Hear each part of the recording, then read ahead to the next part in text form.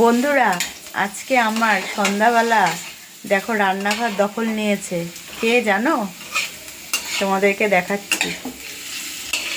এই দেখো, একা একা রান্না করে খাবে। আজকে আমাদের নিরামিষ, সারাদিন নিরামিষকে ওর ভালো লাগছে না, তাই সন্ধ্যাবেলায় দেখো নিজেই একা একা পাস্তা বানাবে। পাস্তা বানানোর জন্য দেখো আলু ভাজছে, এখানে পেঁয়াজ কুচিয়ে নিয়েছে, লঙ্কা কুচিয়ে নিয়েছে, আর এই দেখো ওর মতো করে পাস্তা সেদ্ধ করে নিয়েছে, একা একা খাবে। ভাবতে পারছো, আমাকে দেখিয়ে একা একা নিজের মতো করে পাস্তা বানিয়ে খাচ্ছে। দেখো রান্না শিখে গেল। বলো, তোমরা যদি খাও তাহলে চলে এসো সন্ধ্যাবেলায় আমার বাড়িতে। আমার মেয়ে তোমাদেরকে পাস্তা বানিয়ে খাওয়াবেই। দেখো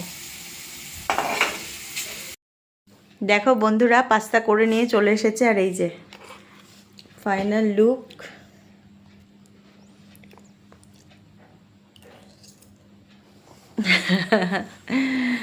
কেমন করেছে অবশ্যই কমেন্ট করে জানিও, আর যে খাচ্ছে সেই জানে যে কতটা ভালো হয়েছে। বলো, তুমি নিজে করেছো, কতটা ভালো?